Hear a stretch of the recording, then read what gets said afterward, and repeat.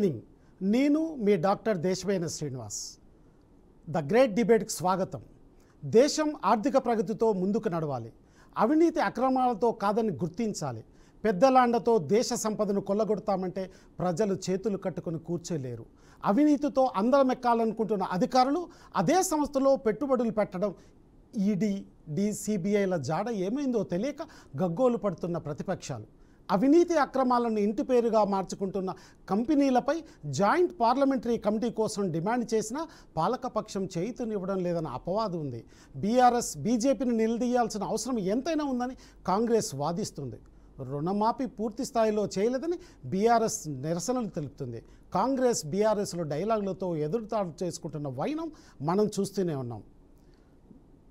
నేడు మనతో డిబేట్లో పాల్గొనడానికి ఎనలిస్ట్గా పాపారావు గారు ఉన్నారు. అలాగే బీఆర్ఎస్ నుంచి రావుల శ్రీనివాసరెడ్డి గారు ఉన్నారు. అలాగే బీజేపీ నుంచి నవీన్ యాదవ్ గారు ఉన్నారు. అలాగే కాంగ్రెస్ నుంచి సత్యారెడ్డి గారు ఉన్నారు. వీరితో చర్చించే ముందుగా, వీరితో డిబేట్ చేసే ముందుగా రేవంత్ రెడ్డి ఏం మాట్లాడాడో ఒకసారి చూద్దాం. ఈరోజు మాట్లాడుతున్నారు, మేము మోడీ మీద కొట్లాడతామన్నారు. మరి ఆ సన్నాసులను అడుగుతున్నా, లక్షల కోట్ల రూపాయల దోపిడీ జరిగితే ఒక్క రోజైనా మాట్లాడినరా మీరు అని.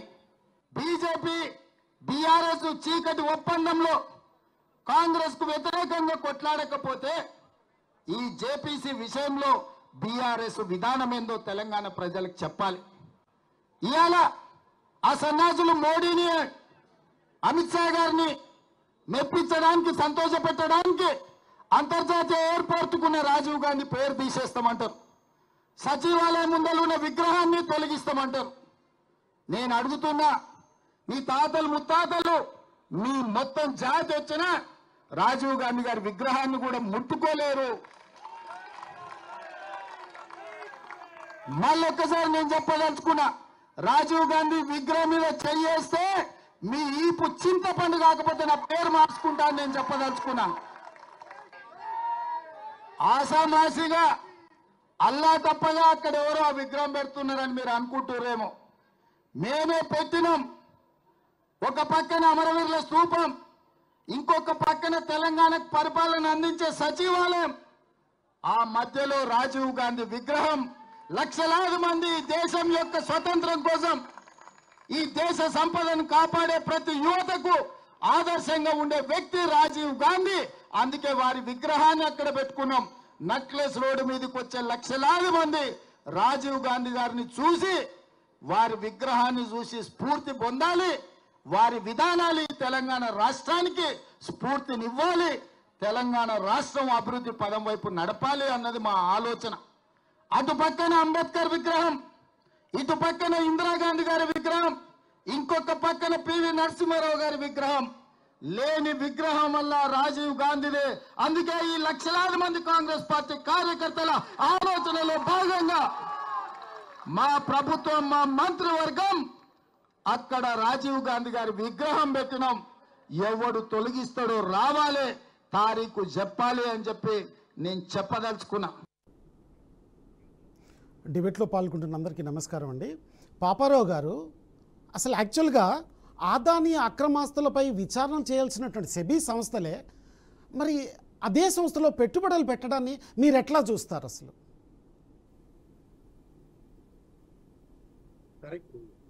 చాలా రోజుల నుంచి చర్చనీయాంశంగా నడుస్తుంది. సెబీ చైర్మన్ అదానితో లింకులు ఉన్నాయనేది, అదాని లావాదేవీలు కానీ ఇతరత్ర ఆరోపణలు ఉన్నాయి. సరే, ఎన్ని చెప్పుకున్నా ఇప్పుడు ఏంటంటే కంచె చేను వేసినట్లు అయినప్పుడు ఇంతవరకు తేలని విచారణ. గతంలో హిండెన్బర్గ్ రిపోర్ట్ వచ్చినప్పుడు ఏ సెబీ విచారణ అయితే మొదలైందో అది పూర్తి స్థాయి కంక్లూజన్కి రానటువంటి పరిస్థితిలో మళ్ళీ కొత్తగా ఈ ఆరోపణలు రావటం ఇక్కడ జరుగుతుంది. కాబట్టి ఏంటంటే దీనిలో పెద్ద మనం ప్రజలు గ్రహిస్తున్నారు, ప్రజలన్నీ గ్రహిస్తున్నారు. కాబట్టి అన్ని నిరూపణ కావండి, అన్ని అంటే కొంచెం సర్కమ్స్టాన్షియల్ ఎవిడెన్స్ బట్టి మనం కొన్నిటిని నిర్ధారణ చేసుకోవాలి. వాతావరణం, పరిస్థితులు, దాన్ని నిరూపించడం అంటే ఇప్పుడు అంటే అది కూడా ఏంటంటే రాజకీయాలు కూడా తోడైనప్పుడు దీనికి అగ్గికాజ్యం లాగా కొంచెం కష్టం ఉంటుంది. కాబట్టి దాన్ని పక్కన పెడితే ఏంటంటే ఇక్కడ సరే తెలంగాణలో పరిస్థితులు కూడా ఇప్పుడు దాకా మీరు రేవంత్ రెడ్డి నుంచి అక్కడి నుంచే బిగిన్ చేశారు కాబట్టి తెలంగాణలో ఇవాళ జరిగినటువంటి ఈడీకి వ్యతిరేకంగా జరిగినటువంటి నిరసన అనేది ఒకటి, ఎన్ఫోర్స్మెంట్ డైరెక్టరేట్కి వ్యతిరేకంగా జరిగిన కాంగ్రెస్ నిరసనకి చూస్తే ఆ సందర్భంలో రేవంత్ రెడ్డి గారు మాట్లాడిన మాటలు ఇచ్చారు చూస్తే గనక మనకు కనపడేది ఏంటంటే స్పష్టంగా చెప్పేది ఒకటి చేసేది ఒకటి అనేది స్పష్టంగా ఒకటి అర్థం అవుతుంది. ఎందుకంటే మీరు చూస్తే రేవంత్ రెడ్డి గారు రాగానే మొదట కొద్ది రోజుల్లోనే అదానికి సంబంధించిన పరిశ్రమలకి ఇక్కడ రెడ్ కార్పెట్ పరిచారు. అంతకుముందు లేదు. తెలంగాణ వచ్చిన 10 సంవత్సరాల కాలంలో ఎప్పుడు అదానీలకి కాలు పెట్టి వేలు మోపే అవకాశమే రాలా. ఈయన రాగానే అవకాశం ఇచ్చారు. అలాగే పోయి దావోస్ లో కూడా అదానికి సంబంధించిన వీటిల్లో ఒప్పందాలు లాంటివి చేసుకోవటం కానీ వాళ్ళతో కలిసి చేయటం కానీ, అలాగే ఈయన పెడుతున్నటువంటి స్కిల్ యూనివర్సిటీ అనేది అయితే ఉందో దానిలో కూడా భాగస్వామ్యంలో దానిలో మేము కూడా ఉంటామని చెప్పి అదానీలు ప్రపోజ్ చేయటం లాంటివి అన్నీ ఏంటంటే ఓవరాల్ గా తెలంగాణలో ఆల్రెడీ అదానీలు ఎంటర్ అయిపోయారు. దానికి ప్రధానమైన కారణం ఈరోజు కాంగ్రెస్ ప్రభుత్వం అనేది కూడా కనపడుతుంది. కాబట్టి స్పష్టంగా కనపడుతుంది. దానిలో మళ్ళీ ఇప్పుడు అదానీలకు వ్యతిరేకంగా ఈడీ ఎదురుగా ధర్నాలు లేకపోతే ఈడీ ఎదురుగా నిరసనలు అంటే అది నమ్మశక్యంగా విషయం. మరి అదంతా మరి గత 10 సంవత్సరాలుగా అదానీలకు ఎంట్రీ లేకుండా చేసిన చోట ఈరోజు అదానీలను ఎంటర్ అవనిచ్చి మళ్ళీ రెండో పక్కన అదే నోటితో అదానీలను విమర్శించేది అనేది కొంచెం విచిత్రమైన విషయం. ఇక్కడే కాదు, కాంగ్రెస్ పాలిత రాజస్థాన్ లో కూడా గతంలో ఎన్నికల ముందు అనుకుంటే ఎన్నికల సమయంలోనూ గెహ్లాట్ గారు ఆయన అదానికి రెడ్ కార్పెట్ పరిచి చాలా పెద్ద ఎత్తున ఆయనకి స్వాగతం పలికి ఆయన్ని పోబిడి చేసి ఆయన పెట్టుబడులు తీసుకున్నది సందర్భం. మరి ఇవన్నీ చూస్తే కాంగ్రెస్ పార్టీది చెప్పడానికేమో అదానీల వ్యతిరేకంగా రాహుల్ గాంధీ గారు చాలా మాట్లాడతారు. ఏ1 అనో B1 ఇట్లా రకరకాలుగా మాట్లాడతారు. కానీ తీరా చూస్తే ప్రాక్టికల్ గా కాంగ్రెస్ ముఖ్యమంత్రులు అదానీలతో డీలింగ్స్ బాగానే చేస్తుంటారు. అదానీలు నేరస్తులని మీరు చెబుతున్నప్పుడు, అదానీలు అక్రమంగా సంపాదిస్తున్నారు మీరు చెప్తున్నప్పుడు, అదానీల పెట్టుబడుల కోసం అరువులు దాటడం, అదానీలతో సంబంధాల కోసం అరువులు దాటడం అనేది కొంత కాంగ్రెస్ తాలూకు డబుల్ టంగ్ నేచర్ కి ఒక తార్కాణం. సరే, ఇందాక ఏదో నేను ఒకటే చెబుతున్నా స్పష్టంగా ఏంటంటే రేవంత్ రెడ్డి గారు చాలా పెద్ద ఎత్తున రాహుల్ గాంధీ రాజీవ్ గాంధీ విగ్రహం మీద చేస్తే వీపు చేరుతాం అన్నట్లు ఏదో మాట్లాడుతున్నారు. కానీ ఈ మధ్యకాలంలో నేను గమనించింది ఏంటంటే రేవంత్ రెడ్డి గారు పదే డైవర్షన్ టాక్టిక్స్ బాగా ఎదుటి వాళ్ళని తిట్టిపోస్తే అసలు టాపిక్ లో పక్కపోయి ఆ తిట్ల గురించే చర్చలు జరుగుతున్నాయి. కాబట్టి ఇంటికి ముందు కాలంలో రేవంత్ రెడ్డి గారు ఏం తిట్టినా ఎవరు మాట్లాడకుండా ఆయన సబ్జెక్ట్ గురించి రాజకీయాల్లో సర్వసాధారణమే ఇట్లాంటి విషయాలు. ఆయన తిట్ల గురించి మాట్లాడితే అసలు టోటల్ గా చాలా టాక్ట్ఫుల్ గా తిట్ల మీద అంటే అది కూడా ఆ తిట్లు కూడా మామూలు తిట్లు కాకుండా అసలు విపరీతమైన తిట్లు తిరిగితే ఏంటంటే మొత్తం అటెన్షన్ అంతా ఆ తిట్ల మీదకి పోతుంది. మామూలు తిట్లు కూడా కాదు. సన్నాసులు అనేది ఈ రోజు సాధారణమైన తిట్టు అయిపోయింది. తెలంగాణ భాషలో సన్నాసులు లాంటి అనేది అసలు ఎవరికి ఎక్కే పరిస్థితి లేదు. చర్మం తిక్కైపోయింది. కాబట్టి బాగా తీవ్రమైనటువంటి బూతులతో సహా తెరుస్తున్నారు. కాబట్టి ఈ ముందు కాలంలో ఏంటంటే ఈ మాటల్ని పట్టించుకోవటం మానేసి అసలు టాపిక్ గురించి కంటిన్యూస్ గా మాట్లాడితే ఏదైతే అసలు వివాదాంశం ఉందో సెబీ, అదాని, లేకపోతే హిండెన్బర్గ్ రిపోర్ట్ వీటి మీద, లేకపోతే రాజీవ్ గాంధీ విగ్రహమా, తెలుగు తల్లి విగ్రహమా, వీటి మీద ఫోకస్ చేయటం తప్పితే ఆ తిట్ల మీద ఫోకస్ పెడితే కనుక ముందు కాలంలో కూడా నిజమైన చర్చ అక్కడ ఏ విధంగానూ తెలంగాణలో జరగదు. అదొక ఎత్తుగడగా ఆయన ఎంచుకున్నాడు అనేది. సంధ్యారెడ్డి గారు, ఆదాని అక్రమాలపై మరి సెబీ పెద్దలే అందులో పెట్టుబడులు పెట్టడాన్ని మీరు ఎట్లా చూస్తారు? సార్, మేము గతంలో చెప్పినాము, ఇప్పుడు చెప్తున్నాము. వాళ్ళు బీజేపీ గవర్నమెంట్ గురించి మనం చూస్తున్నాము. ఆదాని అంబానీలకు దోచి పెడుతున్నామని చెప్తున్నాము. పెద్ద పెద్ద కంపెనీలు ఇవాళ గట్టిగా ఏదైనా మాట్లాడితే ఈడీ కేసులు పెడతారు. అది ఎందుకంటే ఒక చాతగానితనం ఏంటంటే గట్టిగా డైరెక్ట్ గా ఎదుర్కోలేక ఈడీ కేసులు, సిడీలు, సిఐలు ఇవన్నీ పెడుతుంటారు. మేము అనేది ఏంటంటే ఈ రోజు రాహుల్ గాంధీ ఒక మంచి కాన్సెప్ట్ తోని ముందుకొచ్చి ఆయన ఈ దేశ సంపద అనేది దేశ ప్రజలకే జరగాలి, వాళ్ళకే దక్కాలి, ఈ బడాబాబులకు జరగొద్దని కాశీ నుంచి కన్యాకుమారి వరకు కూడా మీరు పాదయాత్ర చేసిండ్రు. అక్కడ ప్రజలకు కూడా వివరించడం జరిగింది. కాబట్టి మనం ఎంత ఆదాని అంబానీ ఎన్నిసార్లు మనం ఏది చెప్పినా కూడా ప్రతిసారి మనం ఈ 10 సంవత్సరాల నుంచి మనం చూస్తూనే ఉన్నాం. వీళ్ళ బీజేపీ గవర్నమెంట్ చేసేది కానివ్వండి, ఏదైనా కానివ్వండి, దేశ సంపద ఎక్కడ పోతుంది, ఎవరి కోసం పోతుంది, ఎక్కడ డైవర్ట్ చేస్తున్నారు ఏదని చెప్పేసి ఎప్పుడైనా కూడా కాంగ్రెస్ పార్టీ ప్రజల వైపు మాట్లాడుతుంది. ప్రజల వైపే ఉంటది ఎప్పుడు తప్ప ఏదో సొంత లాభాల కోసం చేయాలి, లేకపోతే ఎవరో మెచ్చుకోవాలి అని కాదు. ప్రజల కోసం ప్రతిపక్షంలోనూ పాలక పక్షంలోనూ ఒకే రకంగా ఉండి ప్రతిపక్షంలో ఉన్నప్పుడు పోరాటాలు చేస్తుంటది, ముందుకెళ్తా ఉంటది. దాన్ని వీళ్ళు రాద్ధాంతాలు చేసి ఈ రోజు మేము ఇప్పుడే కదండి రైతుల విషయంలో కూడా గతంలో కొన్ని సంఘటనలు జరిగినాయి. బీజేపీ మరి సెంట్రల్ గవర్నమెంట్ కూడా కొన్ని చూసిన సందర్భాలు ఉన్నాయి. తెలంగాణ రాష్ట్రంలో మరి బీఆర్ఎస్ పార్టీ, కేంద్ర ప్రభుత్వం మరి బీజేపీ పార్టీలో చూసిండ్రు ఈసారి ఎంత వ్యతిరేకత వచ్చింది. వీళ్ళు 450 సీట్లు మొత్తం మాకే వస్తాయన్న దృక్పథం కూడా చూసిండ్రు. లాస్ట్ కు ఎంత ఎడ్జ్ మేము అనేది ఏంటి సార్ అంటే మరి ఏది నిజంగా కూడా సంధ్యారెడ్డి గారు మరి అదే ఆదానిని మీరు వ్యతిరేకిస్తున్నారు. అదే ఆదాని తెలంగాణలో 12,000 కోట్లు పెట్టుబడి పెట్టారు అంటే మరి మీ డబుల్ స్టాండ్ ఏంటి అసలు?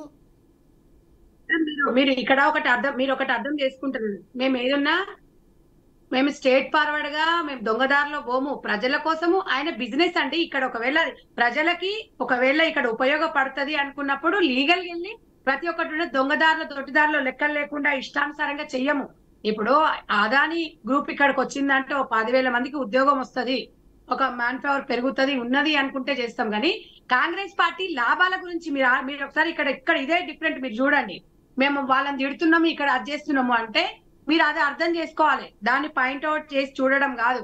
నిజంగా వర్తబుల్, నిజంగా ఇక్కడ ఈ కంపెనీ వస్తే చేస్తే రూల్స్ ప్రకారం ఉంటది. ఏదో దోష పెట్టడం కాదు. అదాని కంపెనీ లాంటి చాలా కంపెనీలు ఉన్నాయి. ఇప్పుడు అదాని కంపెనీ గురించి ఏమైనా మాట్లాడినట్టయితే మొన్న మైక్రోసాఫ్ట్ ఇట్లాంటివి వస్తున్నాయి అంటే కూడా మొన్న చూసిండ్రు కదా మీరు. కొత్త వాళ్ళకు కూడా అవకాశం వస్తుంది. అందులో వీళ్ళకి ఒక భాగమే తప్ప అదేదో రాజకీయ దృక్పథం నుంచి చూసి రాజకీయ కోణంలో నుంచి చూసి వాళ్ళని ఆ రకంగానే తప్పని చెప్తాం సార్. రైట్ ఉంటే రైట్ అని చెప్తాం, తప్పేముంది. ఇప్పుడు ఏదున్నా కూడా ఈ దారిలో పోవద్దు, ఈ రకంగా పోవాలి, ఏదైనా ప్రజలకు తెలియాలనే రకంగా వెళ్తాం తప్ప ఏ వ్యక్తుల కోసమో దానికోసం టార్గెట్ ఉండదు. ఏదున్నా ఏ పార్టీ అయినా కూడా వ్యక్తులను టార్గెట్ చేయడం కాదు. ప్రజాపాలన కరెక్ట్ గా జరగాలి. కాంగ్రెస్ పార్టీ ప్రజల పక్షానే ఉంటది. మాకు పదవులు అనేది పెద్ద ఇంపార్టెంట్ కాదు. ఇదే తెలంగాణ కోసం, ఇదే రేవంత్ రెడ్డి గారి కోసం ఈ రోజు మాట్లాడిండ్రు అని మీరు మాట్లాడుతున్నారు కదా. ఇవాళ తెలంగాణ ముల్కీ ఉద్యమం చేసినప్పుడు 60 సంవత్సరాలు తెలంగాణ ఉంది. బీజేపీ పార్టీ కూడా 2 సార్లు గవర్నమెంట్ ఫామ్ చేసింది. మరి చేసినప్పుడు అప్పుడున్నప్పుడు వాళ్ళు తెలంగాణ ఎందుకు ఇవ్వలేదు? తెలంగాణ తల్లి విగ్రహం అంటే తెలంగాణ అంటే సంధ్యారెడ్డి గారు మళ్ళీ మీ దగ్గరకు వస్తాను. నవీన్ యాదవ్ గారు మాట వినని నాయకులకు లేదా బాండ్లు సమర్పించని వ్యాపారవేత్తల మీద ఈడీ దాడులు జరుగుతాయి, సిబిఐ దాడులు జరుగుతాయి. మరి ఇంత పెద్ద ఎత్తున దేశాన్ని దోచుకుంటున్నటువంటి వ్యక్తి అంటున్న కాంగ్రెస్ దేశాన్ని దోచుకుంటున్నాడు ఆదాని అని చెప్పిన వ్యక్తి మీద మరి ఎందుకు సిబిఐ దాడులు, ఈడీ దాడులు జరగడం లేదు? సార్, ఈ బీఆర్కే యాజమాన్యానికి ముందుగా మీకు దేవిశెట్టి శ్రీనివాస్ గారికి, అలాగే విశ్లేషకులు పాపారావు గారికి, సోదరికి డిబేట్ లో పాల్గొంటున్న పెద్దలందరికీ నమస్కారం తెలియజేస్తూ, ఇంతకుముందు సోదరు అన్నారు, ఏమన్నారు, పెట్టుబడుల కోతనం అన్నారు. రాహుల్ గాంధీ గారేమో మేము 60 ఏళ్ల నుంచి ఈ దేశం కోసం పోరాడినాం అంటారు. 60 ఏళ్ళు వాళ్ళు పాలించిర్రు. 60 ఏళ్ళు పాలించి కూడా అదే కుటుంబం ఇంకా పాలించాలనుకోవడం ఎంతవరకు కరెక్ట్ అండి? ఇంతవరకు కరెక్ట్ చెప్పండి. ఇవాళ ఒక కామన్ మ్యాన్ ప్రధానమంత్రి ముందు వరుసలో తీసుకెళ్ళి ఒక్క నిమిషం నేను మీకు చెప్తాను ఒకటేనండి. సంధ్యారెడ్డి గారు మాట్లాడిన అంశానికి మీరు కౌంటర్ ఇద్దరు, కానీ నేను అడిగిన ప్రశ్నకు సమాధానం చెప్పండి ఫస్ట్. చెప్తున్నా సార్, రాహుల్ గాంధీ గారేమో ఆదాన్ని విమర్శిస్తాడు.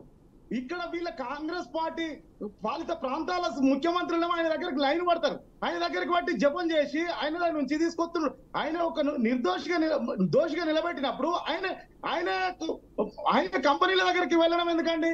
ఇవాళ ఒక మన ఆయన ఎవరు ఇండియన్ బర్గ్ అనే ఒక సంస్థ, అది అథెంటిక్ ఉందని వాళ్ళు చెప్పిందని పట్టుకొని పాకులాడుతున్నారని రాహుల్ గాంధీ గారు ఎవరైనా ఒకసారి ఒక కామన్ మ్యాన్ ఒక ఊరు గురించి మాది ఈ ఊరు అని గొప్పగా మాట్లాడతాడు. కానీ ఈ రాహుల్ గాంధీ పోయి విదేశాలల్లో భారతదేశం గురించి తక్కువ చేసి మాట్లాడతాడు. అంటే వీళ్ళు సంధ్యారెడ్డి గారు రాహుల్ గాంధీ విదేశాలకు వెళ్ళి విలాసాలు చేస్తున్నాడు అంటున్నాడు. మీరు స్పందించండి, ఇది నిజమేనా? వీళ్ళు భారతదేశాన్ని ఏం చేద్దాం అనుకుంటున్నారు ప్రపంచ దేశంలో? రాహుల్ గాంధీ కేవలం విలాసాల కోసమే విదేశీ యాత్ర చేస్తారా సంధ్యారెడ్డి గారు? పరిపాలన పక్కకు పెట్టి ఇలా విగ్రహాల గురించి ఒకటి అంటున్నా, కాళేశ్వరం ప్రాజెక్ట్ ఉంది సార్, కాళేశ్వరం ప్రాజెక్ట్ ఉంది, అది స్కామ్ జరిగిందంటారు, దాని మీద విచారణ చేపట్టడం లేదు. సంధ్యారెడ్డి గారు, సంధ్యారెడ్డి గారు, ఇది పెద్ద ఆరోపణ. సంధ్యారెడ్డి గారు, ఇది పెద్ద ఆరోపణ. రాహుల్ గాంధీ కేవలం విదేశీ టూర్లు మాత్రమే చేస్తారు అనేటువంటిది పెద్ద ఆరోపణ. దీన్ని మీ పైన మీరు ఎట్లా స్పందిస్తారు? సార్ ఇంకొక మాట, కేటీఆర్ గారు లుచ్చాగాల్లో ఇద్దరు ఉంటే చేసినాక చేత చేసినాక అన్నారు, ఇంతవరకు ఆయన అరెస్ట్ చేయలేదు. బట్టి దానికి నవీన్ గారు ఒక్క నిమిషం, నవీన్ గారు ఒక్క నిమిషం, మీ దగ్గరకు వస్తాం, మళ్ళీ మీ దగ్గరికి వెంటనే వస్తాను. నవీన్ గారు, మీ దగ్గరికి వెంటనే వస్తాను. సార్ విగ్రహాల గురించి ఇంకొక మాట మాట్లాడుతున్నారు. నవీన్ గారు, వెంటనే మీ దగ్గరకు వస్తాను. నవీన్ గారు, మీరు చేసిన ఆరోపణపై సంధ్యారెడ్డి గారు వివరణ తీసుకుందాం, దాని తర్వాత మీ దగ్గరికే వస్తాను. సంధ్యారెడ్డి గారు, చెప్పండి సార్. రాహుల్ గాంధీ పైన పెద్ద ఆరోపణ చేశాడు. కేవలం విహారయాత్రలు మాత్రమే, విదేశీ విహారాల యాత్రలు మాత్రమే చేస్తాడు, ఆయన ఏమీ చేయడు అన్నటువంటి విషయాన్ని మీరు ఎట్లా చూస్తారు? ఒకటే చెప్తున్నాను సార్, ఇవాళ దేశంలో ఒక అతి అంటే సాధారణ వ్యక్తిగా ఒకటే నేను ఒక త్యాగం చెప్తానండి. ప్రధానమంత్రి అయ్యే రాహుల్ గాంధీ కుటుంబానికి కానివ్వండి, ప్రధానమంత్రి అయ్యే ఛాన్స్ వచ్చినా కూడా త్యాగశీలి సోనియా గాంధీ గారు. ఎందుకంటే మన్మోహన్ సింగ్ గారిని ప్రధానమంత్రిని చేసింది. ఇవాళ అసలు బీజేపీ పార్టీలో 2 టర్ములు మాత్రమే, 70 సంవత్సరాలు పైబడిన వాళ్ళకు అవకాశాలు లేవని చెప్పుకుంటారు. మీరు అన్ని రకాలుగా మాట్లాడుకుంటారు. మరి 3వ సారి మోడీ గారికి ప్రధానమంత్రి అంటే అది మీ అంతర్గత విషయం. విదేశీ యాత్రలు కరెక్టే ఒప్పుకుంటారా మీరు? సంధ్యారెడ్డి గారు, విదేశీ యాత్రలు కరెక్టే ఒప్పుకుంటారా? ఒక నిమిషం, నేను అనేది ఏంటంటే అలా మాట్లాడిన వాళ్ళు మా గురించి మాట్లాడడం అనేది ఆశాపదంగా ఉంది. ఎందుకంటే రాహుల్ గాంధీ గారు సాదాసీదగానే మీరు కాశ్మీర్ నుంచి కన్యాకు పాదయాత్ర చేసినప్పుడు ప్రజలకు ప్రతి ఒక్క దాని మీద వివరణ ఇస్తూ వాళ్ళు త్యాగాలు చేసుకుంటారు. ఆయన సింపుల్ గా లాంచ్ పైజామా వేసుకున్నాడు. మోడీ గారు లాగా కోట్లు లక్షలు ఉండదండి. సింపుల్ గా ఒక నైట్ సూట్ వేసుకొని, ఒక టీ షర్ట్ వేసుకొని సాధారణ మనుషులను ఆయన కలుసుకుంటలేసి, మరి మోడీ గారు ఎందుకు పాదయాత్ర చేయలేదండి? బీజేపీ నాయకులు ఎందుకు? వాళ్ళకి అవకాశం ఉన్నా కూడా వాళ్ళు అక్కడ ఇచ్చిన ఈ గవర్నమెంట్ ఇచ్చిన ఇల్లు కూడా వాళ్ళు ఖాళీ చేసి వెళ్ళిపోవడం జరిగింది. సాధారణ జీవితం అంటే ఒక నిజంగా చెప్తున్నాను కదా, రాహుల్ గాంధీ గారి కుటుంబం అనేది అలా ఇవాళ త్యాగాలకు మారుపేరుగా చెప్పుకోవచ్చు మనం. వీళ్ళ ఇష్టం మాట్లాడినంత అది ఎవ్వరు ఒప్పుకోరు కూడా. వాళ్ళు ఏదో మాట్లాడినంత మాత్రాన అది నిజాలు తప్పులు మాట్లాడేసి అవి నిజాలు అయిపోతాయని వాళ్ళ అవివేకం తప్ప, ఇవాళ సోనియా గాంధీ గారి కుటుంబం త్యాగం అంటేనే మన్మోహన్ సింగ్ గారిని ఈ రోజు ప్రధానమంత్రిని చేయడం. నిజంగా ఈ రోజు వాళ్ళకి అంటే పదవుల మీద వ్యామోహం ఉండి ఇంత పాదయాత్ర ఎవరు చేసిండండి? మీరు తెలంగాణ ఇప్పుడే దేశంలో ఎక్కడన్నా ఏ నాయకుడనుండా సింపుల్ గా ఎక్కడంటే అక్కడ కూర్చున్నాడు, ఎవరు అన్నం పెట్టినా కూడల దగ్గర కూర్చొని సాదాసీ లైఫ్. ఆయన ఏం అంగారు బట్టలు చేసిండండి? ఏం విదేశాలకు పోయిండు? ఇప్పుడు కాదండి, ఏదన్నా మనకు ఉంటది, ఎక్కడన్నా విహారయాత్ర ఒక మనిషి అన్నప్పుడు పోతారు, అయితే దాంట్లో తప్పు వచ్చిందా? వీళ్ళలాగా సూట్లు బూట్లు వేసుకొని లేకపోతే ఆయన ప్రజాధనం ఏమన్నా అది చేసిండా? ఆయన సింపుల్ గా ప్రతి ఒక్క మనిషి అండి పర్సనల్ లైఫ్ ఉంటది, వెళ్తారు, వెళ్ళినప్పుడు వస్తారు. మీరు దాన్ని కూడా భూతద్దంలో చూసి ప్రజల కోసమే ఈ రోజు ప్రజల కోసమే కాంగ్రెస్ పార్టీ పనిచేస్తుంది. ఏ పదవులు అనుభవించి మీరు ఒకసారి చెప్పండి అన్న. మీరు ఆత్మ పరిశీలన చేసుకోవాలి. బీజేపీ గవర్నమెంట్ ఈ రోజు కాళేశ్వరం ప్రాజెక్టు గురించి మాట్లాడి మీకు కొంచెమన్నా మీకు బుర్ర ఉండాలి. 10 సంవత్సరాల అధికారంలో మీరుండి మీది కూడా వాటా ఉన్నప్పుడు 1 సెకండ్ ఉన్నప్పుడు మీరు చేయాలి కానీ మమ్మల్ని ప్రతిపక్షంలో ఏం చేయలేదు. 8 నెలలు 10 ఏళ్ళు మీరుండి ఏం చేయలేకపోయారు కేసీఆర్ ని, మీరు ఏం చేయాలని నన్ను అడుగుతారు. మీరు ఈరోజు కొంచెమన్నా మీకు ఉండాలన్న. 10 సంవత్సరాలు మీరు అధికారంలో ఉన్నారు, మోడీ గారు ఉన్నారు, ప్రధానమంత్రి 10 సార్లు తెలంగాణకు వచ్చిండు, అప్పుడు ఎందుకు మాట్లాడలేదు? నిజామాబాద్ లో పెట్టిండు పసుపు బడ్డలు, అప్పుడు ఎందుకు పెట్టలేదు? గిరిజన యూనివర్సిటీ అప్పుడు ఎందుకు మాట్లాడలేదు? మళ్ళీ మా మీద వచ్చేసి ఫోన్ ట్యాంపింగ్ అయింది, అది చేసింది. మీరేం చేస్తున్నారు? మరి మీకు బాధ్యత లేదా? తెలంగాణ ప్రజలు ఓటే లేదా బీజేపీకి?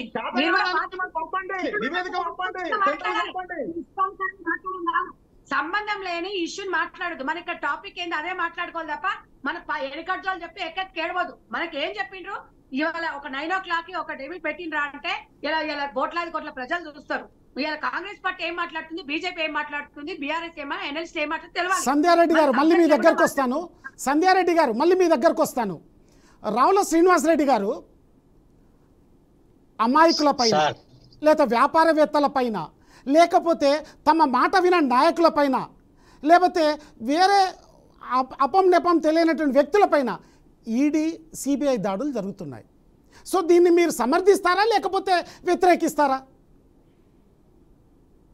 ఇప్పుడు ఒకటి అయినోళ్లకు కంచంలో పెట్టి కాలువలకు వేరే దాంట్లో పెట్టినట్టు భారతీయ జనతా పార్టీ కేంద్రంలో అధికారంలో వచ్చిన తర్వాత రాజకీయ నాయకులను ఏదో రకంగా అనేక రాష్ట్రాలను ప్రభుత్వాలను కూలగొట్టి, అయితే ఈడీ లేదా సిబిఐ ఏదో రకంగా ఆ ప్రభుత్వాలను కూలగొట్టిన ఘనత శ్రీనివాసరెడ్డి గారు కెమెరా సెట్ చేసుకోండి కరెక్ట్ గా.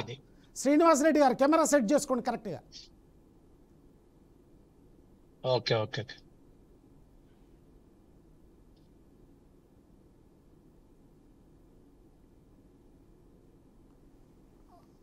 పాపారావు గారు, సార్ పాపారావు గారు, అసలు జేపీసీ పార్లమెంట్లో జాయింట్ పార్లమెంటరీ కమిటీని ఎందుకు ఏర్పాటు చేయట్లేదు బీజేపీ ప్రభుత్వం?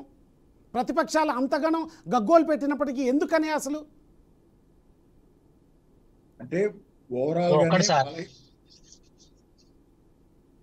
పాపారావు సార్ గారి ప్రధానంగా చెప్పి, ఎందుకంటే వారు బ్రహ్మాండంగా చెప్పండి శ్రీనివాసరెడ్డి గారు చెప్పండి. చూసినాం మనం. చెప్పండి. ఇప్పుడు రాజీవ్ గాంధీ విగ్రహం పదే పైకి తీసుకొస్తుండు రేవంత్ రెడ్డి గారు. రేవంత్ రెడ్డి గారి మొత్తం కూడా ప్రజల యొక్క దృష్టిని మళ్లించడం కోసం, తన యొక్క పరిపాలన ఏ విధంగా కొనసాగించాలో తెలియకపోవడం కారణంగా ప్రజల యొక్క రాజీవ్ గాంధీ విగ్రహం గురించి, తెలంగాణ తల్లి గురించి తర్వాత చర్చిద్దాం. ఫస్ట్ నేను అడిగిన ప్రశ్నకు సమాధానం చెప్పండి. గాడికే వస్తున్నారు సార్, మీరు ఇప్పటిదాకా గడే చూపించారు. రేవంత్ రెడ్డి గారు ఏం మాట్లాడారో ఇప్పుడు చింతపండు చేస్తానని చూపించారా లేదా మీరు? కానీ ప్రశ్న మీకు మీ దాంట్లో చూపించారు. మీకు నేను ఇచ్చిన ప్రశ్న వేరు. ఆడికే వస్తున్నా సార్, ఆడికే వస్తున్నా. అయితే ఇప్పుడు భారతీయ జనతా పార్టీ కేంద్రంలో ఉన్నటువంటి ప్రభుత్వం ఏం చేస్తుందంటే అనేక రాష్ట్రాలలో ఈరోజు మనం చూసినాం, మహారాష్ట్ర చూసినాం ఏమైందో. అక్కడ అనేక ఆంక్షలు పెట్టి తర్వాత సిబిఐ దాడులు చేసి, ఈడీ దాడులు చేసి, తెలంగాణలో కూడా ఆ విధంగానే. అయితేనే ఒక రకంగా మనం సీఎం రమేష్ గారిని చూసినాం. ఆయన మీద అంతకుముందు ఏం చేశారు, అనేక అదన్నారు ఇదన్నారు. ఆయన బీజేపీలో పోగానే వాషింగ్ పౌడర్ నిర్భయ అయిపోయాడు, మొత్తం కూడా సచ్చిలుడు అయిపోయాడు. అంటే భారతీయ జనతా పార్టీలకు వస్తేనేమో ఒక రకంగా, పార్టీకి రాకపోతే ఒక రకంగా, ఈ రకంగా అనేక దాడులు చేయించి మొన్నటిదాకా మనం ఆంధ్రప్రదేశ్ చంద్రబాబు నాయుడు మీద కూడా ఆ విధంగానే కేసులు పెట్టినారు. ఆయన బీజేపీతో అంటగానే ఆయన మీద అన్ని పోయినాయి. అంటే ఈ రకంగా ఏం చేస్తారంటే భారతీయ జనతా పార్టీ ఒక దేశంలో ఒక పార్టీ ఉండాలి, ఏ పార్టీ ఉండదు అన్న కోణంలోనే ఈ యొక్క భారతీయ జనతా పార్టీ పనిచేస్తా ఉంది. అదేవిధంగా ఈడ మనం చూస్తున్నాం, ఆదాని మనమేమో గతంలో 10 సంవత్సరాల దాకా తెలంగాణ బీజేపీ పైన మీరు కానీ మీ నాయకులు కేసీఆర్ కానీ కేటీఆర్ కానీ హరీష్ రావు కానీ ఎందుకు మరి వ్యతిరేకించట్లేదు, ఎందుకు మాట్లాడటం లేదు? ఇప్పుడు ఒకటి, కేసీఆర్ గారు ఉన్న రోజులు ఎవరన్నా ఇక్కడికి పెట్టుబడులు మన ఆదాని వచ్చినా ఏమని చేస్తానే రానిచ్చినామా? ఈరోజు కేసీఆర్ గారు దిగిపోగానే ఆదాని గారికి రెడ్ కార్పెట్ పరిచి ఈరోజు పాత బస్సులో ఎలక్ట్రిసిటీ ఇవ్వడం జరిగింది. అదే విధంగా బొగ్గు గనులు ఇవ్వడం జరిగింది. అంటే ఇక్కడ మన రాష్ట్రంలో పెట్టుబడులు అంటున్నది మేడం సంధ్య గారు, ఎవరైనా రావచ్చు, ఎవరైనా ఏమైనా చేసుకోవచ్చు అని. అంటే నేమంటే మన తెలంగాణ సంపద అంతా దోషి పెడదామా? గతంలో ఏం జరిగి ఉండే, గతంలో ఎట్లుండే, ఇప్పుడు మొత్తం కూడా ఏమైతుంది, ఈ యొక్క రాష్ట్రంలో మొత్తం కూడా అంటే బీజేపీ పైన మీరు విమర్శ చేస్తే, శ్రీనివాసరెడ్డి గారు బీజేపీ పైన మీరు విమర్శ చేస్తే కవితమ్మకు బెయిల్ రాదన్నా? ఎందుకు కేటీఆర్ మాట్లాడట్లేదు, కేసీఆర్ మాట్లాడట్లేదు బీజేపీ పైన? మేము చెప్తూనే ఉన్నాం కానీ 10 సంవత్సరాలు రాష్ట్రంలో బీఆర్ఎస్ అధికారంలో ఉంది. చంద్రశేఖరరావు గారు ముఖ్యమంత్రిగా ఉండే, ముఖ్యమంత్రిగా ఉన్నప్పుడు ఆదాన్ని తీసుకొచ్చిరు, ఎక్కడికి పెట్టుబడి తీసుకొచ్చిరా? ఇలా ఆదాయం వస్తే చిన్నోళ్ళంతా కూడా ఇబ్బందుల పాలవుతారు, తర్వాత చిన్న పరిశ్రమలు కూడా అనేక అవస్థలు పడతారని చెప్పేసి రానియకుడు వేసినాం. ఈరోజు రేవంత్ రెడ్డి రాగానే ఈడ మోడీ గారు బడే బాయ్ అయిపోయి, ఈయన చోట బాయ్ అయిపోయి, తర్వాత ఆదాని పెద్ద దిక్కు అవుతాడు, మాకు డబ్బులు వస్తాయి, తర్వాత మా జేబులు నింపుకోవచ్చు అని చెప్పేసి ఈరోజు తీసుకొచ్చారు. ఆఖరికి మనం చూస్తున్నాం జియో ఎట్లా స్టార్ట్ అయింది. ఈరోజు జియో స్టార్ట్ అయ్యి కేబుల్ మీద పనిచేసేటువంటి వాళ్ళు, కేబుల్ నమ్ముకొని ఉన్నటువంటి వాళ్ళు అనేక మంది ఈరోజు రోడ్ల పాల్పడేటువంటి పరిస్థితి వచ్చింది. డైరెక్ట్ గా ఎలక్ట్రిసిటీ వాళ్ళనే. శ్రీనివాసరెడ్డి గారు మళ్ళీ మీ దగ్గరకు వస్తాను. శ్రీనివాసరెడ్డి గారు మళ్ళీ మీ దగ్గరకు వస్తాను. శ్రీనివాసరెడ్డి గారు మళ్ళీ మీ దగ్గరకు వస్తాను. సంధ్యారెడ్డి గారు బీజేపీ పైన బీఆర్ఎస్ నాయకులైనటువంటి కేసీఆర్ గారు, కేటీఆర్ గారు ఎదురుదాడి ఎందుకు చేయట్లేదు? చేస్తున్నాం కదండి, ఎందుకు చేస్తలేము? ఎవరన్నారు? మేము మొదట లేవనెత్తిందే మేమే కదా. ఆదాన్ని తీసుకొచ్చి ఈ రాష్ట్రం దివాళిస్తుంది. ఒక్కసారైనా అడగండి. ఈ కాంగ్రెస్ పార్టీ వాళ్ళని అంటగాగుతుంది, తర్వాత మంచిగా ఉంటుంది. మరి పార్లమెంట్ లో గ్రూప్ శ్రీనివాసరెడ్డి గారు పార్లమెంట్ లో బీఆర్ఎస్ నాయకులు ఎందుకు వ్యతిరేకించలేదు? తెలంగాణ రాష్ట్రంలో జేపీసీ వేయాలని ఎందుకు వ్యతిరేకించలేదు పార్లమెంట్ లో బీఆర్ఎస్ నాయకులు? అనేక కంపెనీలు ఎదుర్కోబోయే పరిస్థితి కనిపిస్తా ఉంది. కాబట్టి రేవంత్ రెడ్డి ముఖ్యమంత్రి అయిన తర్వాత ఈ రాష్ట్రంలో కంపెనీలు పెట్టుబడులు తీసుకురావాలి, కానీ పెట్టుబడులన్నీ కూడా వెనుకబెట్టే పరిస్థితి కనిపిస్తా ఉంది. తర్వాత ఈ రాష్ట్రం పురోగతి వైపు పోవాలి, కానీ అధోగతి వైపు వెనుకకు తిరోగమనం పోయే పరిస్థితి కనిపిస్తా ఉంది. శ్రీనివాసరెడ్డి గారు మళ్ళీ మీ దగ్గరకు వస్తాను. సంధ్యారెడ్డి గారు, బీజేపీ పైన బీఆర్ఎస్ నాయకులు ఎందుకు స్పందించట్లేదు అనుకుంటున్నారు మీరు?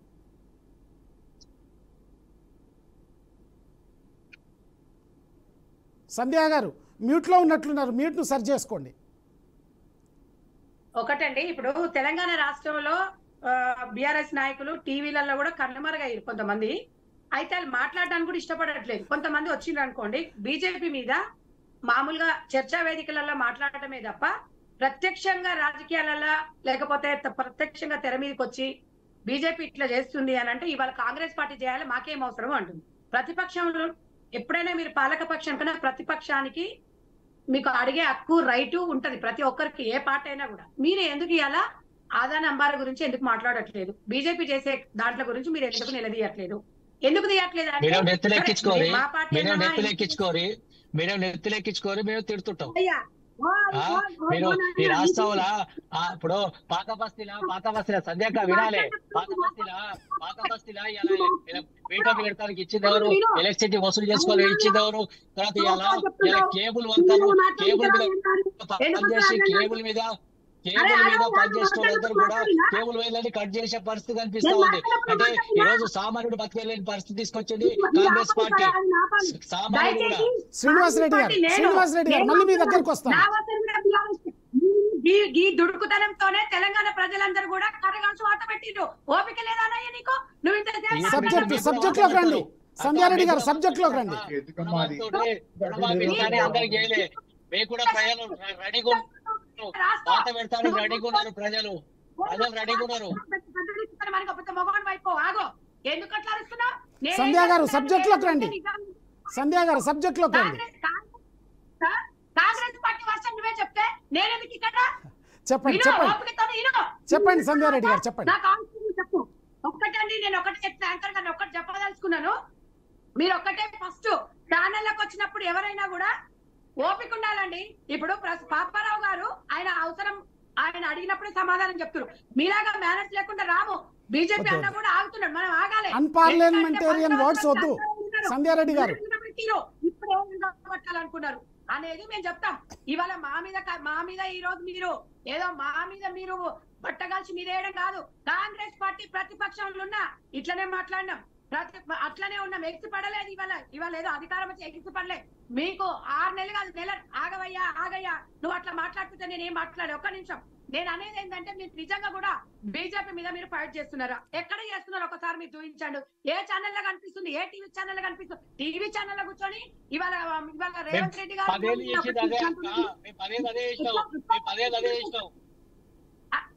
నేను ఒక్క నిమిషం అన్నా, నీకు టైం ఇస్తారు, అప్పుడు మాట్లాడు. నేను అనేది ఒక్కటే చెప్తా, తెలంగాణ ప్రజలందరూ కూడా చెప్తున్నా, ఇవాళ బీజేపీ మీద ఫైటింగ్ చేసేది మేమే. ఎందుకంటే ఫైటింగ్ ఉంటది, కానీ మనకు రావాల్సిన నిధులు కూడా మనము అక్కడ వాళ్ళ స్నేహపూర్వకంగానే మాట్లాడతాం తప్ప ఇలా వ్యక్తిగత కక్షలు అనేది ఉండదు. బీజేపీకి కానీ కాంగ్రెస్ కి ఉండదు. ఎందుకంటే మనకు రావాల్సిన మాట్లాడుకో, నీకు అంతకుమించి ఏం రాదు. ఉరికొస్తా ఉన్నాం మధ్యలో. వాళ్ళిద్దరు ఎందుకు వస్తారు? సంధ్యారెడ్డి గారు స్పందించండి. వ్యక్తిగత దూషణలకు వెళ్ళొద్దు, మనం సమన్వయం పాటించాలి. చెప్పండి సంధ్యారెడ్డి గారు. అట్లా మనం ఉట్లాడితే ఎట్లా? నేను యాంకర్ గారు ఒక్కటే చెప్తున్నానండి, ఏది ఉన్నా కూడా బీఆర్ఎస్ పార్టీ అనేది ఎందుకు నోరు మెరుపుతుందంటే ఇక నేను చెప్పిందే చెప్పి పాడిందే పాడని. ఇవాళ బిడ్డ అనేది ఓ చిన్న బ్రేక్ తీసుకుందాం. బ్రేక్ తర్వాత మళ్ళీ మీరే కంటిన్యూ చేద్దరు కానీ. సంధ్యారెడ్డి చెప్పండి. సంధ్యారెడ్డి చెప్పండి.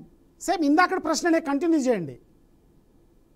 సార్ నేను అనేది ఏంటంటే ప్రతిపక్షంలో ఉన్న పాలక పక్షంలో ఉన్న ప్రతిపక్షంలో నుండి ఒక ఉందాతనంగా మీరు ఇవాళ బీజేపీ చేసే కార్యక్రమాలు, బీజేపీ చేసే ఈడీ దాడులు కానివ్వండి, లేకపోతే బీజేపీ ఏది చేసినా మనకు రావాల్సిన దాని మీద బీజేపీ మీద మీరు ఎందుకు మాట్లాడరు అనేది తెలంగాణ ప్రజలందరూ ఒక ప్రశ్న గుర్తుగా ఉన్నారు. ఎందుకున్నారు అంటే ఈ రోజు కవితకి ఏం జరిగినా కూడా కవిత బయటకు వస్తుందా, లేకపోతే బీజేపీ పార్టీ పోయి ఢిల్లీలో అన్న బామర్ది పోయి ఒక 7 రోజులు అక్కడ ఉన్నారని ఇలా తెలంగాణ ప్రజలు వాళ్ళందరూ ఊహించుకుంటున్నారు. దానికి మీరు క్లారిటీ జవాబుదారి చించుకోవడం కాదు మనం. ఎందుకంటే వానికి జవాబుదానం చెప్పాలి. ఒక నాయకుడు, ఒక లీడరు ప్రతి ఒక్కరు చెప్పేటప్పుడు విని సమన్వయం పాటించేవాడే లీడర్. మనం ఏదో ఒకటి అర్చుకుంటే కాదు. ఇవాళ అదే మాట్లాడుతున్నారు. ఇవాళ కవిత గారు తిహార్ జైల్లో ఉంది కాబట్టి బీజేపీతోని సన్నిహితంగా మెలుగుతుంది. భవిష్యత్తులో కూడా విలీనం చేస్తారు అంటే మేము సరే, కొంతమంది చేస్తుంది అంటారు, కొంతమంది ఉద్యమం కోసం పుట్టిన పార్టీ కాబట్టి విలీనం చేస్తారా చేయరా అనేది పక్కన పెట్టినట్టయితే సరే, వాళ్ళతో కలిసి రేపు పోటీ చేస్తారా లేకపోతే అనే విషయాలు ఊహాగానాలు వస్తున్నాయి. ఊహాగానాలు వచ్చినప్పుడు మీరు దానికి క్లారిటీ ఇవ్వాల్సిన బాధ్యత మనది ఉంటది. మనం ఊరుకు ఆర్చుకోవాల్సిన అవసరం లేదు. ఇవాళ కవిత గారు ఎందుకు జైలుకి వెళ్ళారు, ఎప్పుడు రిలీజ్ అవుతారు, ఇవన్నీ ప్రతి ఒక్కరు కూడా తెలంగాణలో అందరూ కూడా ఇవాళ ఓటర్స్ కూడా చాలా మంది కూడా ప్రభావితం చేసుకుంటున్నారు. ఎందుకంటే గతంలో ఇప్పుడు ఈ రోజు కాంగ్రెస్ పార్టీని మనం అనేటప్పుడు మీరు ఒక్కసారి 4 ఏళ్ళు, ఒక్క ఏళ్ళు మమ్మల్ని చూస్తుంది, 4 ఏళ్ళు మిమ్మల్ని చూపిస్తుంది. మనం ప్రతిపక్షంలో మోడీ గారితో అప్పుడు మీరు సఖ్యతలో లేరు. అప్పుడు కనీసం మనకి రాష్ట్రానికి రావాల్సిన నిధులు కూడా తీసుకురాలేదు. అప్పుడు గిల్లి కజ్జాలు పెట్టుకుని ఇప్పుడు మాట్లాడాల్సిన టైం వచ్చినప్పుడు కూడా మీరు మాట్లాడతలేరు. మీకు ఏ టైం వచ్చినా ఎందుకు మాట్లాడట్లేదు, బీజేపీ బీఆర్ఎస్ మీద ఎందుకు మాట్లాడట్లేదు అని తెలంగాణ యావత్ ప్రపంచం యావత్ తెలంగాణ వాళ్ళు కూడా ఈ రోజు ఒక ప్రశ్న మీకు వేస్తుంది. దానికి మీరు సమాధానం చెప్పాలి. శ్రీనివాసరెడ్డి గారు ఇది ఒక సవాల్ లాంటిది మీకు. శ్రీనివాసరెడ్డి గారు ఇది ఒక సవాల్ లాంటిది. ఈ సవాల్ మీరు ఎట్లా స్వీకరిస్తారు? ఇప్పుడు సంధ్యక్క మంచి చెప్పింది. ఏమంటుంది, మేము మోడీ గారితో దోస్తానం చేస్తున్నాం, దోస్తానం వల్లనే మాకు రాష్ట్రానికి అనేక నిధులు వచ్చినాయి, నిధులు సాధించిండు రేవంత్ రెడ్డి గారు అంటున్నారు. మేము ఏ నిధులు సాధించిండో ఒకసారి చెప్పాలి, ఇంతవరకు ఒక్క పైసా తీసుకురాలి. సవాల్ ఏంటంటే బెయిల్ కోసమే బీజేపీపై మీరు పోరాటం చేయట్లేదా? తెలంగాణ ప్రజలకు మీరు ఏం చెప్పాలనుకుంటున్నారు? వినండి, రాహుల్ గాంధీ గారేమో దేశమంతానేమో అన్ని వ్యతిరేకిస్తాడు, ఈడనేమో వీళ్ళేమో మోడీ గారి యొక్క చేసేటువంటి అన్ని కార్యక్రమాలను వీళ్ళు సపోర్ట్ చేస్తుడు. రేవంత్ రెడ్డి గారు ముఖ్యమంత్రి అయిన తర్వాత మేము ఎప్పుడైనా ముఖ్యమంత్రి చంద్రశేఖర్ రావు గారు మోడీ గారికి సపోర్ట్ చేసిండా? ఎన్నో సార్లు అనేక మార్లు ఈ రోజు రాష్ట్రానికి పెట్టుబడులు ఇస్తలేరు, తర్వాత రాష్ట్రాన్ని ఇబ్బందుల పాలు చేస్తున్నారు అని చెప్పేసి అనేక మార్లు మొత్తుకున్నాం. మొన్న మా కేటీఆర్ గారు కూడా అసెంబ్లీ సాక్షిగా మేము అందరం పోదాం పదా రేవంత్ రెడ్డి గారు, తర్వాత అక్కడనే పార్లమెంట్ దగ్గరనే ధర్నా చేద్దాం పదా అని చెప్పేసి చెప్పినాం. అయినా మా సవాళ్ళు స్వీకరించలే. తర్వాత ఇంతవరకు ఒక కార్యాచరణ ప్రారంభించలే. అన్ని పక్షాలను తీసుకుపోదాం, అన్ని పక్షాలు పోదాం, తర్వాత మనకి ఎందుకు రావు, మన వాట ఎందుకు ఇవ్వరని చెప్పేసి కొట్లాడదామని చెప్పేసి చెప్పినప్పటికి కూడా ఈ యొక్క రేవంత్ రెడ్డి గారికి ఎక్కడ ఆయన పదవి మీద ఉన్న ఆకాంక్ష తర్వాత ఈ యొక్క ప్రజల మీద లేదు, ప్రజల యొక్క ప్రజాపాలన మీద లేదు. ప్రజాపాలన అంటారు తప్ప ఎక్కడన్నా ప్రజలకు ఉపయోగపడేటువంటి పనులు చేసిరా ఈ రోజు చూద్దాం, ఒక్కడన్నా చెప్పండి. తర్వాత ఎక్కడ కూడా ఈరోజు ఇంతకు విద్యాశాఖ మంత్రి లేడు, మున్సిపల్ శాఖ మంత్రి లేడు, తర్వాత హోం మంత్రి లేడు, తర్వాత రాష్ట్రంలో శాంతి భద్రతలు పూర్తిగా క్షీణించిపోయినాయి, తర్వాత విద్యా వ్యవస్థ మొత్తం కూడా ఆగమైతా ఉంది, తర్వాత అనేక హాస్టల్లో సంక్షేమ హాస్టల్లో సంక్షోభంలో ఉండిపోయినాయి, తర్వాత విద్యార్థులు ఇబ్బందులకు గురవుతున్నారు, యూనివర్సిటీలో ఇబ్బంది గురవుతా ఉన్నారు, తర్వాత ఈరోజు మున్సిపాలిటీలో అనేక అవస్థలు ఉన్నాయి, ఎక్కడ కూడా మున్సిపాలిటీలో అభివృద్ధి లేదు, మొత్తం కూడా అడగట్టిపోయింది. తర్వాత గతంలో ఉన్నటువంటి పనులు కేసీఆర్ గారు శ్రీనివాసరెడ్డి గారు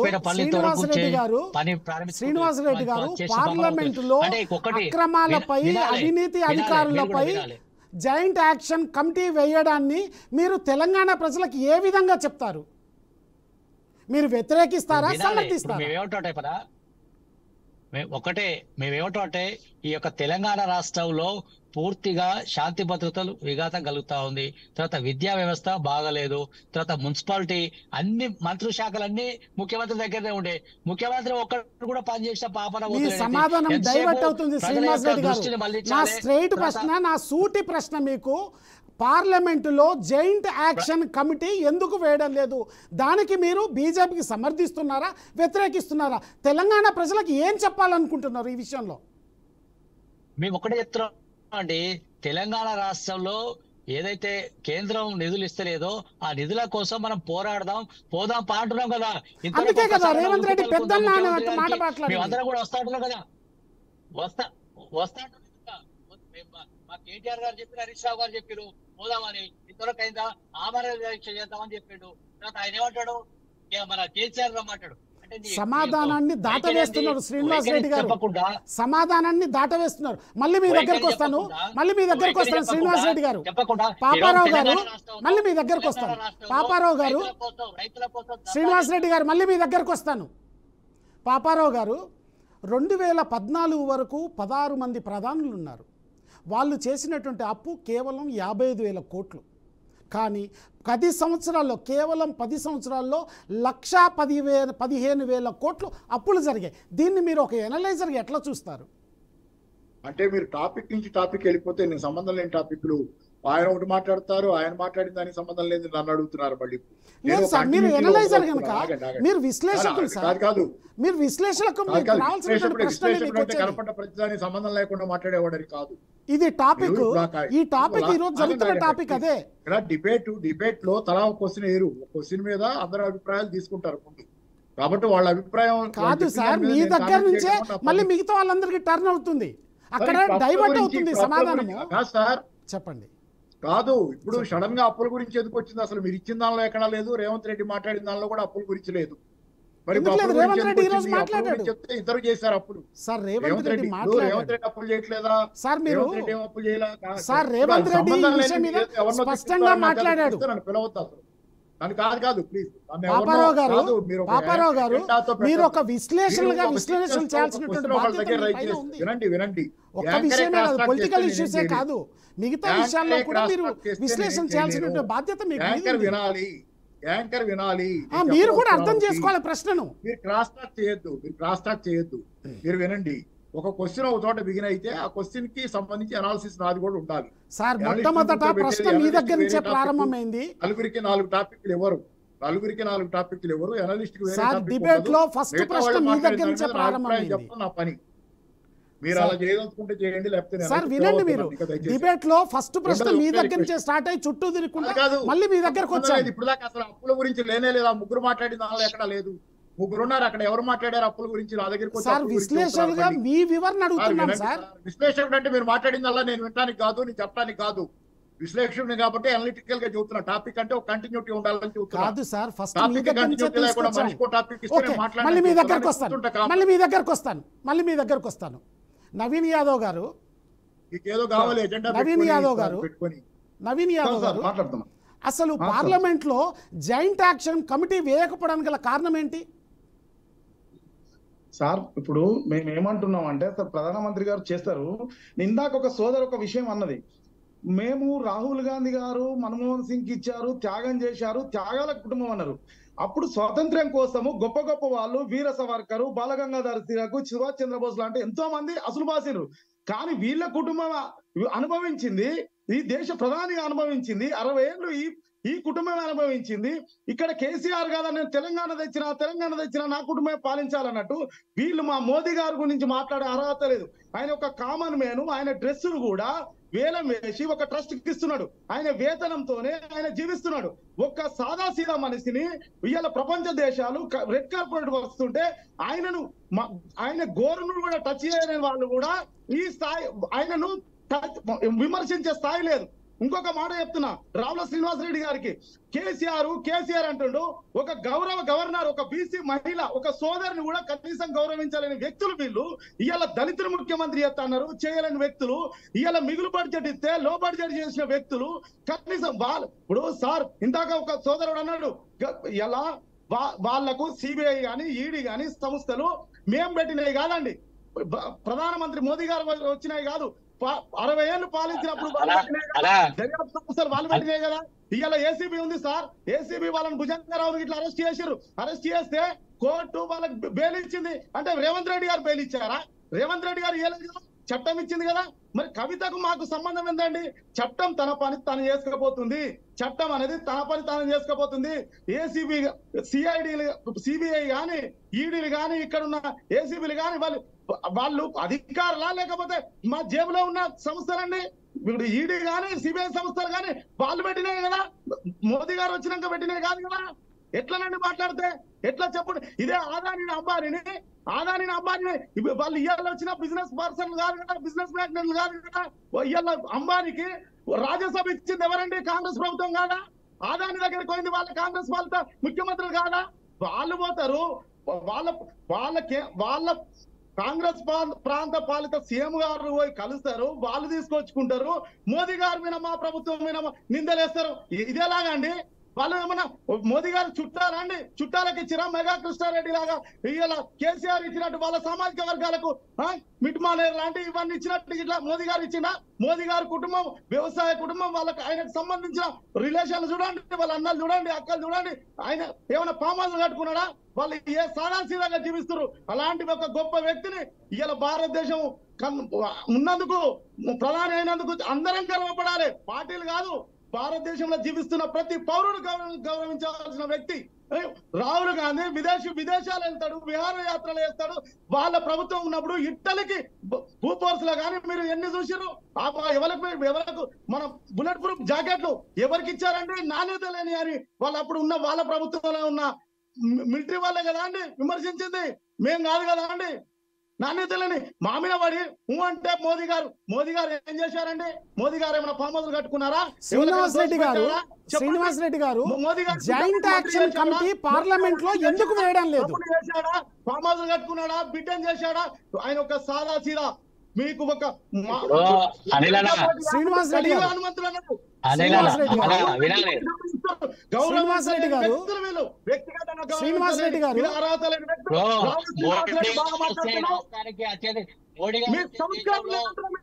నవీన్ యాదవ్ గారు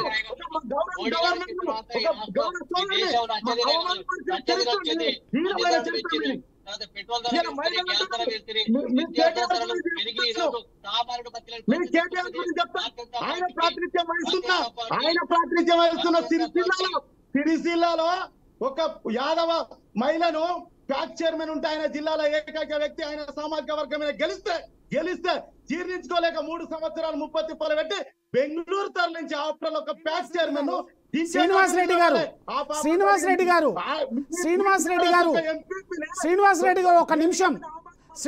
గారు ఒక నిమిషం సబ్జెక్టు డైవర్ట్ అవుతుంది. నేను అడిగింది పార్లమెంటులో జాయింట్ యాక్షన్ కమిటీ ఎందుకు వేయడం లేదు, దాని వెనక గల కారణాలు ఏంటి?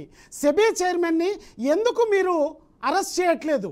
ఎందుకు ఆమెను రిజైన్ చేయట్లేదు? మీకు అర్హత ఉందా? అర్హత ఉందా? కాంగ్రెస్ ఎంతో గొప్ప వాళ్ళు, ఎందరో మంది అసలు బాస్తే కాంగ్రెస్ శ్రీనివాస్ రెడ్డి గారు మన్మోహన్ సింగ్ భారతీయుడు కాదా? ఆయన ఒక్కసారి ఇస్తే ఎప్పటికీ మొత్తం త్యాగాలు. నవీన్ యాదవ్ గారు మళ్ళీ మీ దగ్గరకు వస్తాను. నవీన్ యాదవ్ గారు సబ్జెక్టు బైండ్ ఓవర్ అవ్వాలి. సబ్జెక్టు బైండ్ ఓవర్ కావట్లేదు, సబ్జెక్ట్ డైవర్ట్ అవుతుంది. నేను అడిగే ప్రశ్న సూటి ప్రశ్న, పార్లమెంటులో జాయింట్ యాక్షన్ కమిటీ ఎందుకు వేయడం లేదు? 4 రాష్ట్రాల ఎలక్షన్లు ముందుకు వస్తున్నాయి కాబట్టి ఆదాని అమ్మాని అంటే ఆదాని అమ్మాని దగ్గరికి పోయేది మీరు కాదా? మళ్ళీ మీ దగ్గరకు వస్తాను. నవీన్ యాదవ్ గారు మళ్ళీ మీ దగ్గరకు వస్తాను. సంధ్యారెడ్డి గారు అసలు ఎందుకు జాయింట్ యాక్షన్ కమిటీ వేయట్లేదు? సెబీ చైర్మన్ ని ఎందుకు అరెస్ట్ చేయట్లేదు? నవీన్ యాదవ్ గారిని అడగండి, ఎందుకు వేయట్లేదు, ఎందుకు అరెస్ట్ చేయట్లేదు అడగండి. అదే తను డైవర్ట్ చేస్తున్నారు, అందుకే నేను మీ దగ్గరకు వచ్చాను. సంధ్యారెడ్డి గారు తను అసలు టాపిక్ మాట్లాడుకుంటే వేరే మాట్లాడుకుంటే మీ దగ్గరకు వచ్చాను. మీరు చెప్పండి. నేనేమంటే సార్ ఒకటి, ఇప్పుడు నవీన్ గారు గొప్పగా చెప్పారు. సరే, ఈ దేశ ప్రధానిగా నరేంద్ర మోడీ గారు ఉన్నప్పుడు ఈ దేశంలో ఉన్నటువంటి ప్రతి ఒక్క పౌరునికి ఆయన ప్రధానమంత్రి, మేము కాదని ఎవరు కూడా అనడానికి వీల్లేదు, మనం కూడా ఆయన గౌరవిస్తాం. తర్వాత ఇంకొకటి, ఈరోజు మోడీ గారు వస్తే ప్రతి ఒక్కరు కూడా రాష్ట్రం దేశం బాగుపడుతుందని చెప్పేసి ప్రజలందరూ కూడా అనుకున్నారు. కానీ మోడీ గారు వచ్చిన తర్వాత, ప్రధానమంత్రి అయిన తర్వాత ఈరోజు చిన్న పరిశ్రమలన్నీ కూడా మూతపడ్డాయి. తర్వాత అనేక ప్రభుత్వ సెక్టార్లన్నీ కూడా ప్రైవేట్ పరం అయిపోయినాయి. ఈరోజు మనం చూస్తా ఉన్నాం, గతంలో ఎట్లాగుండే ఇప్పుడు ఎట్లుండే. తర్వాత మొత్తం కూడా అన్నకు మళ్ళీ కోపం రావచ్చు నేను ఒక మాట అంటే. ఎరువుల మోడీ గారు వస్తే అచ్చదిన హాయిగా అనుకున్నాం. ఈరోజు మోడీ గారు వచ్చిన తర్వాత సత్యదిన వచ్చింది, తర్వాత ఈరోజు మనం అనుకున్నాం, తర్వాత పెట్రోల్ ధర పెరిగినా, గ్యాస్ ధర పెరిగినా, జిఎస్టీ, ఆఖరికి మనం జిఎస్టీ మీద బిర్యానీ తిన్నా, హోటల్ కాడికి పోయి బిర్యానీ తిన్నా కానీ జిఎస్టీ వేస్తున్నాడు. ఆఖరికి పసిపిల్లగానికి పాలు దాపుదామన్నా కానీ పాల ప్యాకెట్ మీద కూడా జిఎస్టీ వేసే పరిస్థితి మన దేశంలో ఎప్పుడైనా ఉండేనా? మోడీ గారు వచ్చిన తర్వాతనే ఈ యొక్క దౌర్భాగ్యం కనిపిస్తా ఉంది. అంటే ఇంకొకటి మనం ఏం చేస్తా ఉంటాం అంటే, మేము ఏది చేసినా మాకు రైట్ అవుతుంది, తర్వాత మేమే గొప్పలు అని చెప్పేసి భారతీయ జనతా పార్టీ భావిస్తుండొచ్చు కాక, కానీ ఈరోజు దేశ ప్రజలు మన చూసారు కదా, తగ్గిపోయింది. మన ఎంత మెజార్టీ వచ్చిందో మీకు కూడా తెలుసు. తర్వాత ఈరోజు మన తెలుగుదేశం పార్టీ కుప్పలు కుప్పలుగా తెలియలేదు. అప్పుడు మీకు మీ పారాసిట్ మాలేసుకుంటే సరిపోతాడు మీ తాగుబోతు. అదే అలా వినరా అన్న చెప్పు. ఎందుకే అలా ఇప్పుడు మోడీ గారు వచ్చిన తర్వాత నువ్వు అంటున్నావు అన్న, ఇప్పుడు నువ్వు హోటల్ కాడికి పోదాం, ఇప్పుడు నువ్వు కమిటీ వేయాలంటున్నావు, కమిటీ వేయాలి కదన్నా, మరి ఎందుకు వేస్తలేరు? ఎందుకు తాత్సారం చేస్తారు? ఎందుకు భయపడుతున్నారు? భారతీయ జనతా పార్టీ ఎందుకు భయపడుతుంటున్నా? ఒక స్టాండింగ్ కమిటీ వేయాలి కదా, ఎందుకు భయపడుతుంది? ఎందుకు వేస్తలేదు అంటే, మా తప్పులన్నీ కూడా దొరికిపోతాయి, మీరు చేసినటువంటి అన్ని కూడా దొరికిపోతాయని చెప్పేసి ఈరోజు మనం ఎయిర్పోర్ట్ లో మొత్తం కూడా కూలిపోయాయి, తర్వాత సబ్వేలు పోయాయి, తర్వాత అన్ని కూడా నీటి మట్టం అయిపోయినట్టు నీటి మూటలు అయిపోయినాయి. తర్వాత ఎక్కడ కూడా మీరు చేసినటువంటి పనులన్నీ కూడా డొల్లతనం అయిపోయింది. తర్వాత ఎంతసేపు మమ్మల్ని అంటున్నారు తర్వాత ఎన్నో, కానీ ఈరోజు భారతదేశంలో మోడీ అయిన తర్వాత అనేక బ్రిడ్జిలు కట్టిరు, ఆ బ్రిడ్జిలు మొత్తం కూలిపోయాయి, తర్వాత ఎయిర్పోర్ట్లు కూలిపోయాయి, తర్వాత ఎయిర్పోర్ట్ లో నీళ్ళు వచ్చిపోయాయి, ఆఖరికి మన భవ్యమైనటువంటి మందిరం అందరం పూజించుకోటి రామ మందిరం కూడా కూర్చున్నటువంటి పరిస్థితి కనిపిస్తుంది. అంటే ఈ రోజు ఇది ముప్పడిగా ఎన్నికల కోసం అడావుడి చేసి, తర్వాత ఈ రోజు ప్రజల యొక్క దృష్టిని మళ్ళించి ప్రజలంతా కూడా మా వైపు ఉండాలని చెప్పేసి కోరుకున్నటువంటి భారతీయ జనతా పార్టీ. సంధ్యారెడ్డి గారు, అవినీతి అక్రమాలపై జర్నలిస్టులు కథనాలు రాస్తారు, మరి వాళ్ళని చంపుతున్నారు. స్టాక్ ఎనలిస్టులు వాళ్ళు జరుగుతున్న స్టాక్ బ్రోకర్లో జరుగుతున్నటువంటి వాటి మీద కథనాలు రాస్తారు, వాళ్ళని చంపుతారు. ఎట్లా ఈ దేశంలో ఎట్లా మీడియా అనేది బ్రతకూడదా? దానిపైన మీరు ఏ విధంగా స్పందిస్తారు? తెలంగాణ రాష్ట్రంలో ఒక్క నిమిషం అండి, మళ్ళీ మీ దగ్గరకు వస్తా. సంధ్యారెడ్డి గారిని చెప్పండి. కొండపల్లికి పోతే సంధ్యారెడ్డి గారు మ్యూట్ నుంచి బయటికి రండి. విజయారెడ్డి గారిని లలిత గారిని ఏ విధంగా పాల్గొని చేస్తారు అంటే, ఈ రోజు ఏంది అరాచకం స్టార్ట్ అయింది, తెలంగాణ రాష్ట్రంలో. సంధ్యారెడ్డి గారు మీరు స్పందించండి. శ్రీనివాస్ రెడ్డి గారు ఒక్క నిమిషం, మళ్ళీ మీ దగ్గరకు వస్తాను. నియోజకవర్గంలో ధర్నా చేస్తా ఉంటే ధర్నా పైన రాళ్ళు విసరడం, కోడిగుట్లు వేయడం, తర్వాత శ్రీనివాస్ రెడ్డి గారు కంక్లూడ్ చేయండి. గుండాగిరి చేసే సంస్కృతిని మళ్ళీ ప్రారంభించేది కాంగ్రెస్ పార్టీ. అంటే వీళ్ళు ఏం చేస్తారంటే, ప్రజల యొక్క దృష్టిని మళ్లించాలి, తర్వాత మేము ఏం చేసినా రైట్ అనే ఒక భావన తీసుకొస్తా ఉన్నారు. ఏమనంటే, ముఖ్యమంత్రి స్థాయిలో ఉన్నటువంటి వ్యక్తి ఈరోజు మీ ఈపు చింతపండు చేస్తాం, మీ కళ్ళు వీకి గోటీలు ఆడుకుంటాం, తర్వాత లాగులో శ్రీనివాస్ రెడ్డి గారు కంక్లూడ్ ఒక్క నిమిషం. నవీన్ యాదవ్ గారు కంక్లూడ్